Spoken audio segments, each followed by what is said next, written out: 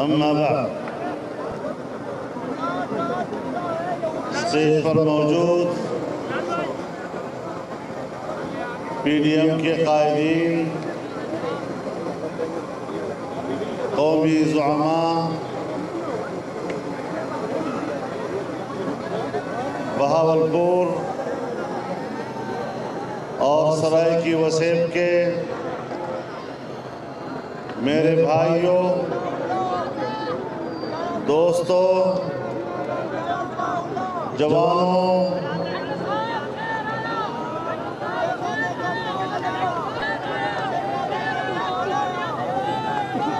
سرائیکی وسیب دے براواں کو میری طرف تو ست بسم اللہ۔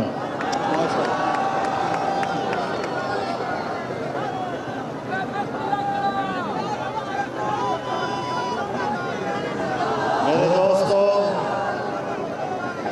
آج بہاولپور کی تاریخ میں یہ عظیم الشان ریلی، جس میں ہر طرف سے عوام نے شرکت کی، موجودہ جعلی حکومت پر عدم اعتماد کا اظہار کیا، اور یہ صرف آپ کے اجتماع سے ہی نہیں، آپ نے بار بار جعلی وزیر اعظم کو یہ کہتے ہوئے سنا کہ فوج میری پشت پر ہے۔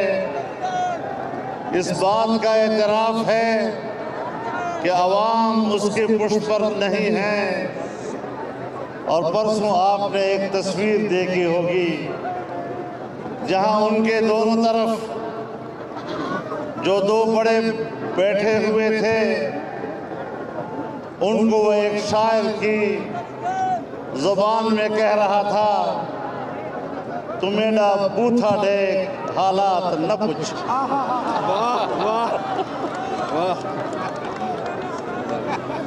بوتھا دیکھ حالات نہ دیکھ، حالات نہ پوچھ، بوتھا دیکھ حالات نہ دیکھ۔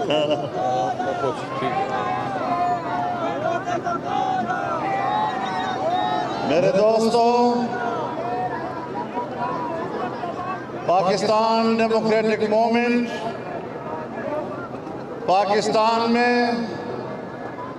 آزاد جمہوری فضاؤں کو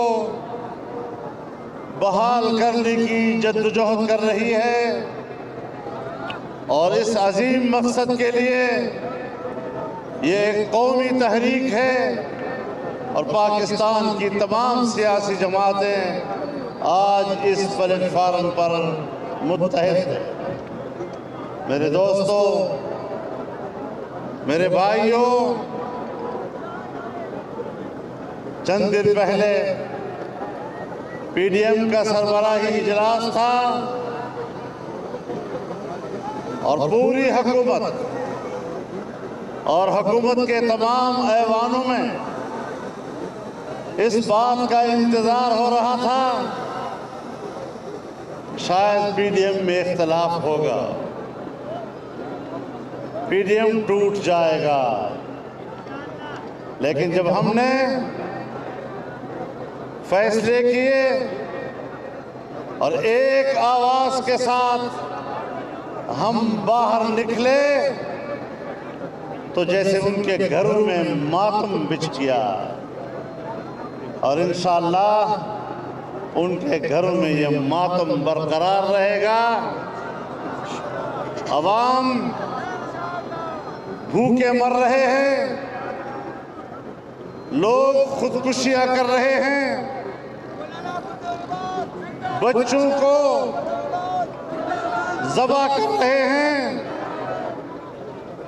اور ان کے وزراء ابھی بھی چینلوں پہ بیٹھ کر مرلیاں بجا رہے ہیں۔ شرم آنی چاہیے ان لوگوں کو، اور آپ کے سرائی کی زبان میں تھکی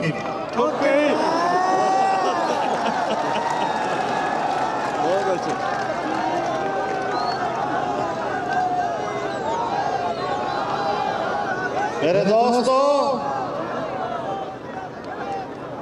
ووٹ چوری کر کے حکومتیں نہیں چلا کرتی،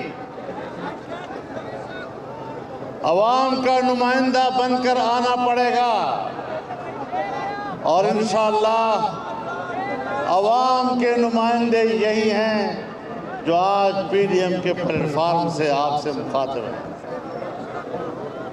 بہاولپور کے میرے بھائیوں، سرائیکی وسیم کے میرے بھائیوں، جب یہاں صوبے کی تحریک کا آغاز ہوا، لوگ ابھی سوچ رہے تھے کہ اس پر ہم کیا فیصلہ دیں۔ میں نے یہاں بہاولپور میں آ کر جلسے عام میں آپ کے صوبے کی حمایت کا اعلان کیا تھا، اور میں آج بھی اپنے اس اعلان کا اعادہ کرنے کے لیے آپ کے سامنے کھڑا ہوں۔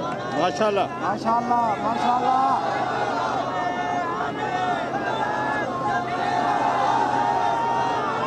میرے دوستو، ایک طرف حکومت ناجائز،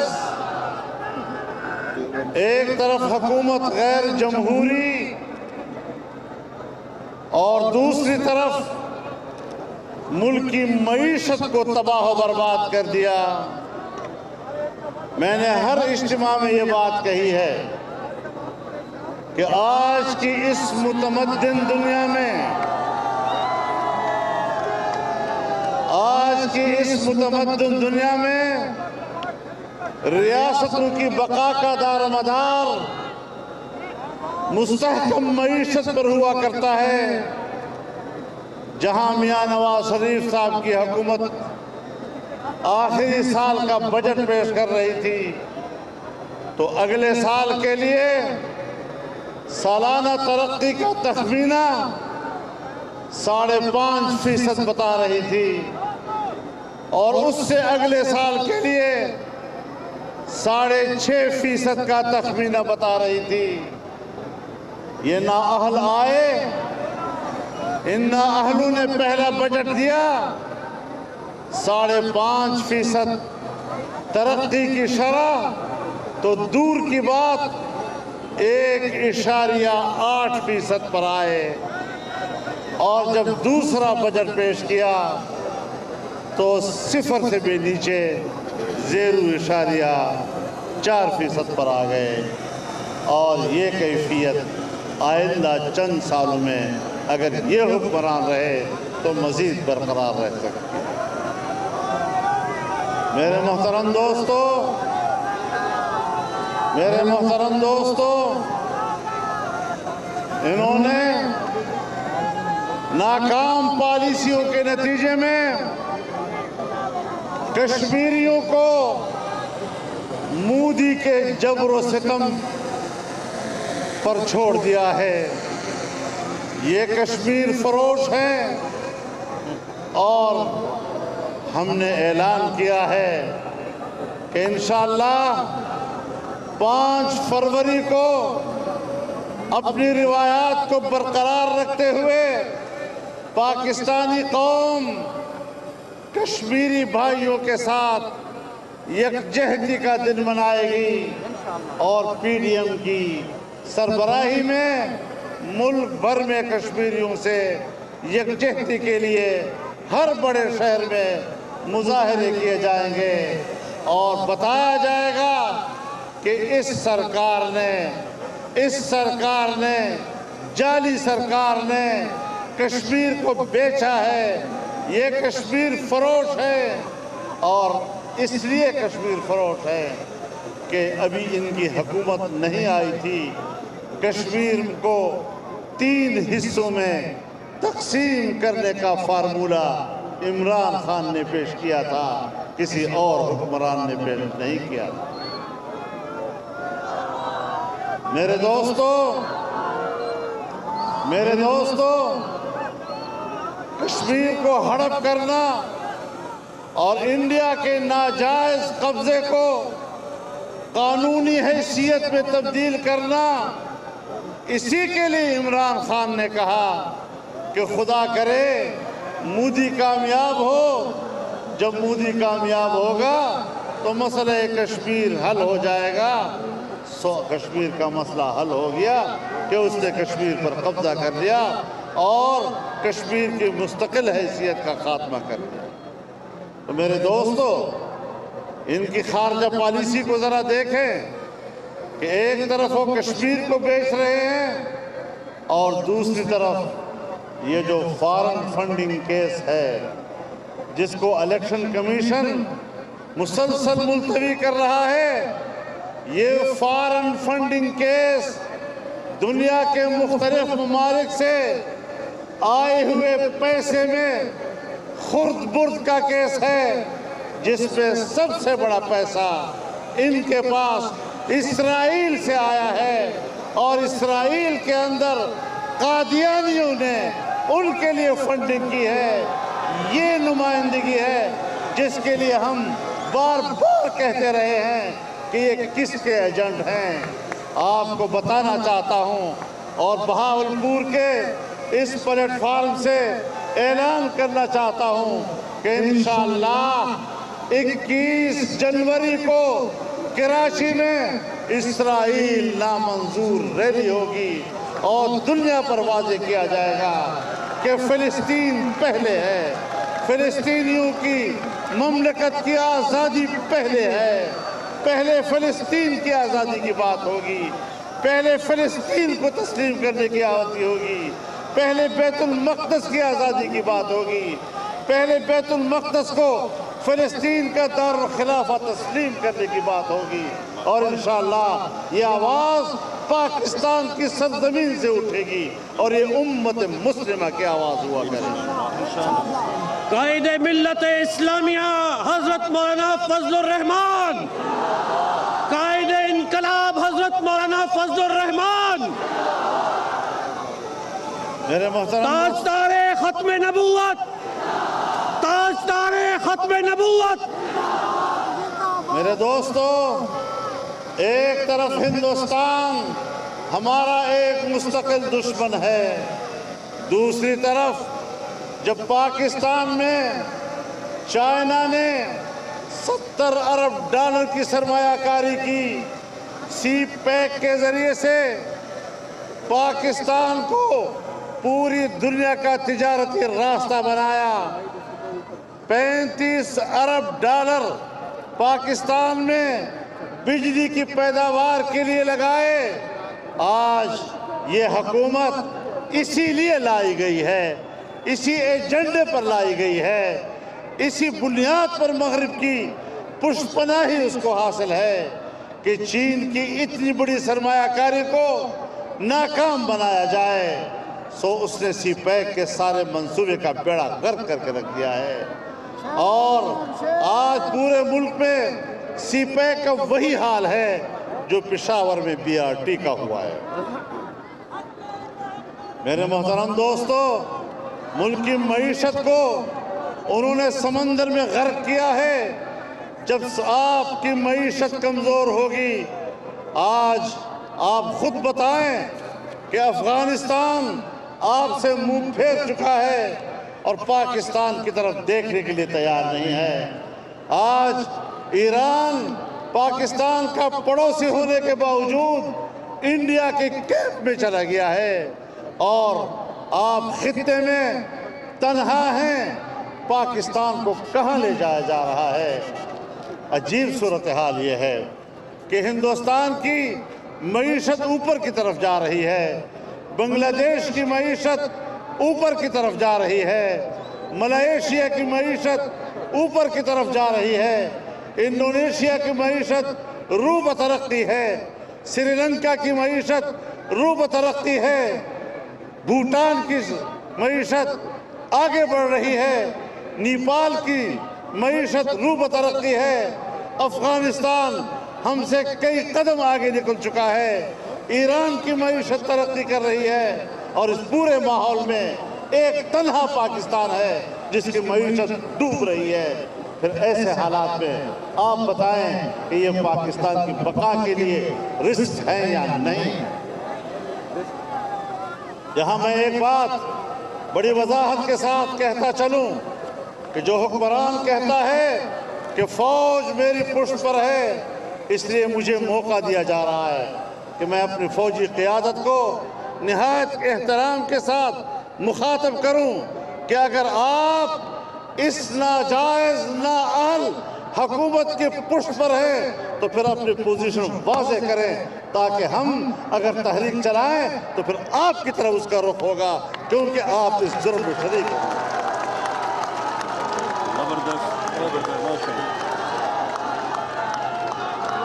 ملک کسی ڈکٹیٹر کا جاگیر نہیں، ملک کسی ادارے کا جاگیر نہیں، یہ ملک کسی کے قبضے میں نہیں، یہ ملک عوام کا ہے اور یہاں پر عوام کا راج ہوگا۔ عوام کے بغیر ہم اس ملک پر کسی کی حاکمیت کو تسلیم نہیں کرتے۔ اللہ کی حاکمیت اور اس کے نیچے اللہ کا خلیفہ بن کر پاکستان کے عوام اپنی نمائندوں کے وساطت سے حکومت کرے۔ میرے محترم دوستو، ہماری موقف اصول پر مبنی ہے، ہم نے اصول کی باتیں کی ہیں۔ چھوٹی چھوٹی باتیں جب 10 پارٹیاں بیٹھتی ہیں، بحث کرتی ہیں، کوئی کسی زاویے سے گفتگو کر رہا ہے، کوئی کسی زاویے سے گفتگو کر رہا ہے، یہ کہانیاں بنا لیتے ہیں، اختلاف ہو گیا، فیصلہ تبدیل ہو گیا۔ یاد رکھو، ہمارا موقف ایک ہی ہے اور وہ یہ کہ یہ حکومت دھاندلی کی حکومت ہے، اس کو جانا ہوگا۔ آئین کے مطابق دوبارہ الیکشن ہوں گے، ووٹ کی امانت واپس عوام کو ملے گی۔ اب اس موقف پر ہم قائم ہیں۔ چھوٹی موٹی حکمت عملی کی تبدیلیاں اس مقصد کی طرف آگے بڑھنے کے لیے ہوتی رہیں گی۔ ہم چھوٹی چھوٹی تبدیلیاں کرتے رہیں گے اپنی پالیسیوں میں۔ ہم کبھی کارڈ چھپائیں گے، کبھی کارڈ دکھائیں گے، اور تم جلتے رہو گے، تم یہی مرلیاں بجاتے رہو گے، تمہارے پلہ اور کچھ نہیں۔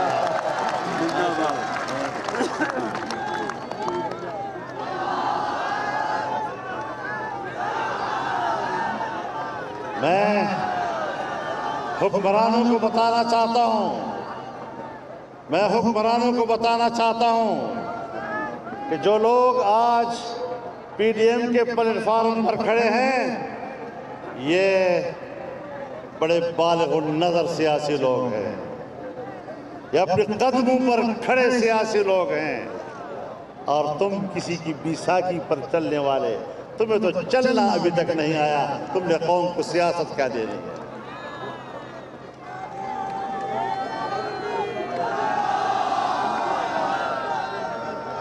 چند دن پہلے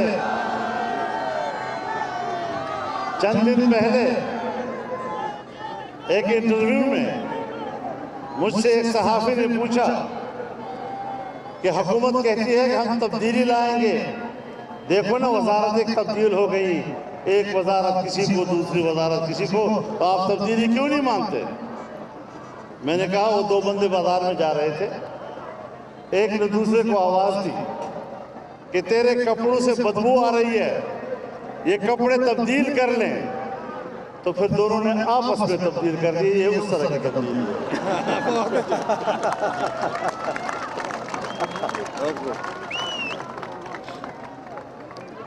تبدیلی کو مذاق بنا دیا ہے ان لوگوں نے، جس کو حکومت کرنی نہیں آتی،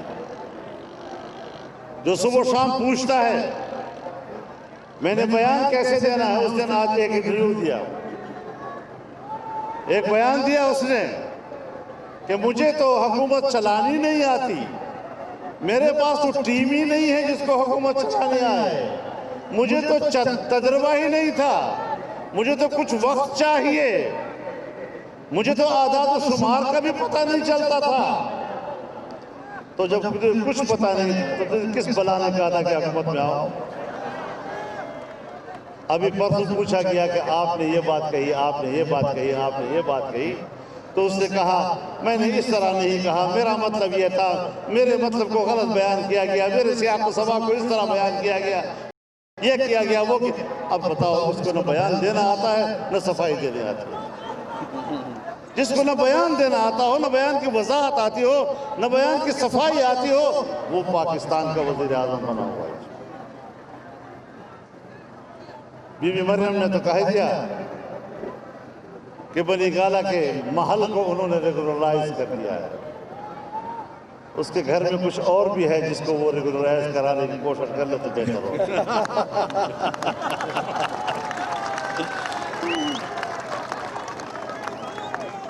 اس خماش کے لوگ پاکستان کی قوم پر مسلط ہمارے لیے غیرت کا سوال ہے، ہماری ملی حمیت کا سوال ہے، قومی حمیت کا سوال ہے. اس قسم کے لوگ ہم پر مسلط ہوں اور ہم برداشت کرتے چلے جائیں، سوال ہی پیدا نہیں. ہم نے ان کے خلاف تحریک شروع نہیں کی. سیاسی لوگ اس کو تحریک کا نام دیتے ہیں، یہ عام اصطلاح ہے. میں کہتا ہوں ہم نے ان کے خلاف جہاد شرعی کا اعلان کیا. انشاءاللہ انشاءاللہ انشاءاللہ. ان کے خلاف میدان میں اترنا، تحریک چلانا، جدوجہد کرنا، آئین کے دائرے میں، قانون کے دائرے میں میدان میں اترنا، یہ صرف سیاسی تحریک نہیں، ایسی حکومتوں کے خلاف اس کو شرعی جہاد بھی قرار دیا جاتا ہے. لبیک لبیک لبیک لبیک. اور یہ میں وہ الفاظ استعمال کر رہا ہوں کہ جہاں پیچھے ہٹنا گناہ کبیرہ بن جاتا ہے، کوئی گنجائش نہیں رہے گی. ہم نے انشاءاللہ قوم کو متحد کرنا ہے. بدامنی تو کہتے ہیں ہم دہشت گردی ختم کریں گے. میرے خیال میں گزشتہ ہفتے 10 دن کے اندر پہلی مرتبہ پاکستان کی تاریخ میں بیک وقت 5 سے زیادہ ڈکیتیاں اسلام آباد کے اندر ہوئی، اور نوجوان مظلوم کو 22 گولیاں مار کر کیوں شہید کیا گیا. یہ ہے انسانیت کی قدر، یہ ہے انسانوں کا حق. کہاں گیا انسانیت کا حق؟ کہاں چلا گیا؟ انسانی حقوق کی ادارے کیوں گم ہو گئے؟ میں پوری دنیا کے انسانی حقوق کی اداروں کو کہنا چاہتا ہوں کہ وہ پاکستان میں انسانی حقوق کی اس پامالی کا نوٹس لیں، تاکہ واضح ہو جائے کہ ایسے لوگ اس ملک پر حکومت کرنے کے حقدار نہیں ہیں. تو میرے دوستو، نہ یہ حکومت جائز ہے، نہ اس کی معیشت بہتر ہے. اور ہم نے اعلان کیا ہے انشاءاللہ فارن فنڈنگ کیس کے حوالے سے 19 جنوری کو ہم اسلام آباد میں الیکشن کمیشن کے سامنے مظاہرہ کریں گے انشاءاللہ انشاءاللہ.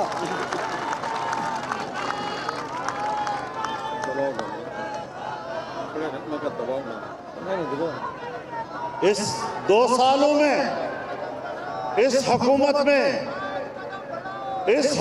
میں جو کرپشن ہوئی ہے، میگا کرپشن اس کے لیے بہت چھوٹا رہ گیا ہے.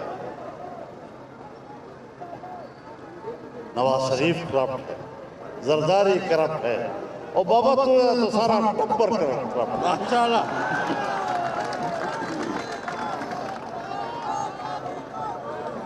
تو میرے محترم دوستو، انشاءاللہ کلمہ حق بلند ہوتا رہے گا. اعلاء کلمۃ الحق کے لیے ہم اس میدان عمل میں رہیں گے. آئین ہمیں جو راستہ دیتا ہے، جو حق دیتا ہے، قانون جو ہمیں حق دیتا ہے، ہم وہ استعمال کریں گے، ڈٹ کر کریں گے.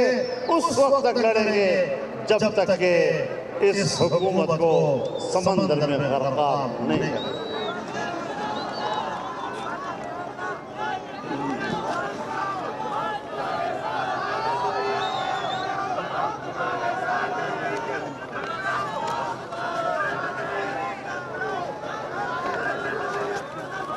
انشاءاللہ عوام کی جنگ لڑ رہے ہیں، عوام ہمارے ساتھ.